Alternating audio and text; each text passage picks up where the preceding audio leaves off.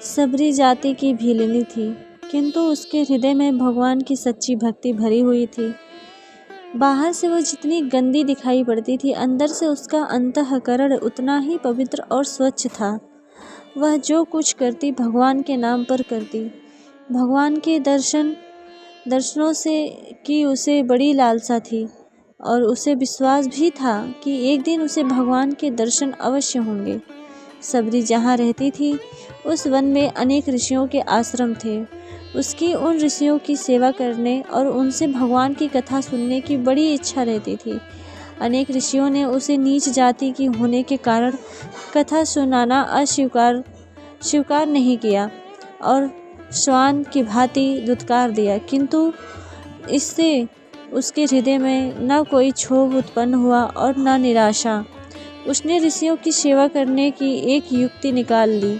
वह प्रतिदिन ऋषियों के आश्रम से सरिता तक का पथ बुहार कर कुछ संकटों से रहित कर देती और उनके उपयोग के लिए जंगल से लकड़ियां काटकर आश्रम के सामने रख देती। सबरी का यह क्रम महीनों चलता रहा, किंतु ऋषि को यह पता न चला कि उनकी यह परोक्ष सेवा करने वाला है कौन। इस गोपनीयता का कारण यह था कि सबरी आधी रात रहे ही जाकर अपना काम पूरा कर आया करती थी। जब वह कार्यक्रम बहुत समय तक अविरल रूप से चलता रहा तो ऋषियों को अपने परोक्ष सेवक का पता लगाने की अतीव जिज्ञासा हो उठी। निदान उन्होंने एक रात जागकर पता लगा ही लिया कि यह वही भीलनी है जिसे अनेक बार दुत्कार कर द्वार से भगाया जा चुका था। तपस्वियों ने अतंजेय महिला की सेवा स्वीकार करने में परंपराओं पर आघात होते देखा और उसे अनेक धर्म कर्मों में किसी प्रकार भाग न लेने के लिए धमकाने लगे। मातंग ऋषि से यह न देखा गया।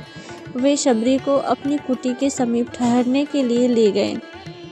भगवान राम जब वनवास गए तो उन्होंने मातंग ऋषि को सर्वोपरि मानकर उन्हें सबसे पहले छाती से लगाया और सबरी के जूठे बैर प्रेम पूर्वक चख कर खाए। कहते हैं भगवान सिर भाव यानी श्रद्धा के भूखे हैं। जो भगवान में सच्ची श्रद्धा रखता है भगवान उसे मिलते जरूर।